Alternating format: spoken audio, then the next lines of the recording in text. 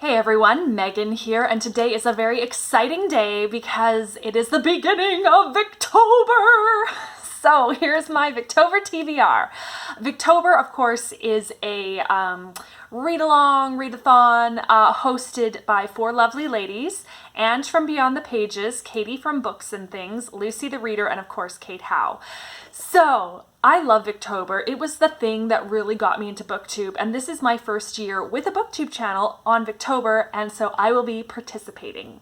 I am quite busy right now, so I'm going to be keeping this TBR smaller, but I'm excited because I can kind of like overlap challenges. That's always fun to do that, like figure out where you can use one book to do more than one challenge. It's kind of like a fun puzzle.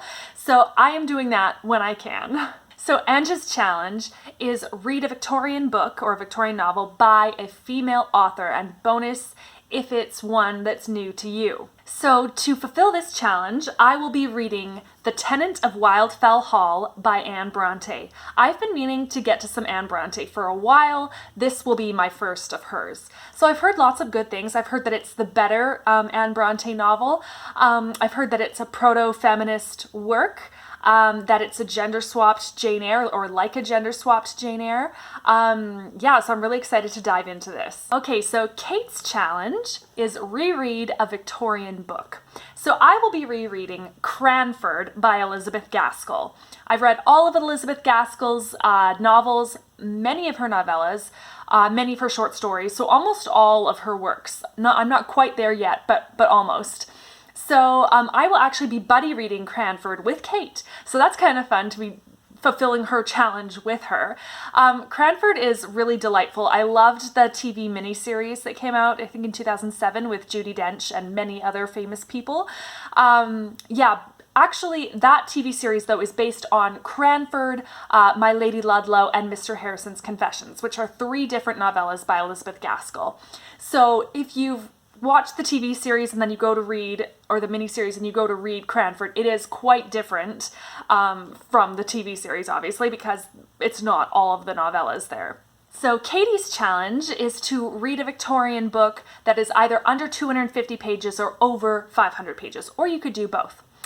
Since I'm rather busy though, I am going to do the easier side of the challenge, which is to read a book under 250 pages, and that will be for Cranford as well. So Cranford fulfills two challenges. Yeah, if I can do more, I will do more, but I don't want to set too high of goals and then feel so discouraged when I don't reach them. And I did want to mention that in a week, I will be having a video all about Elizabeth Gaskell come out. So if you are a Victorian literature fan or an Elizabeth Gaskell fan, make sure you catch that video next week. Okay, now Lucy's challenge is to read an underrated classic that was published the same year as a favorite of yours. And of course, Victorian classic, not just classic in general.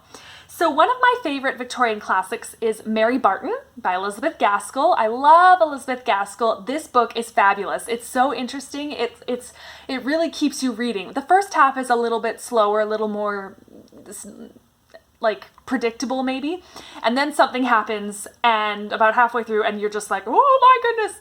So yeah, I really do love this book. This book, Mary Barton, was published in 1848. And you know what was also published in 1848? The Tenant of Wildfell Hall! So I'm counting that for that challenge as well. Now, some would argue that Mary Barton is more underrated than The Tenant of Wildfell Hall. Yeah, it probably is.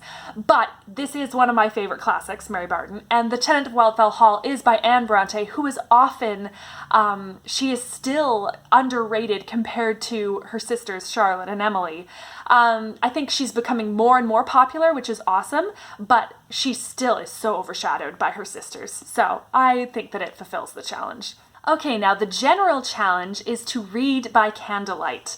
I own exactly one candle, which I use as a bookend in my Elizabeth Gaskell books. So this is the candle. It is a mint chocolate candle. It smells really good.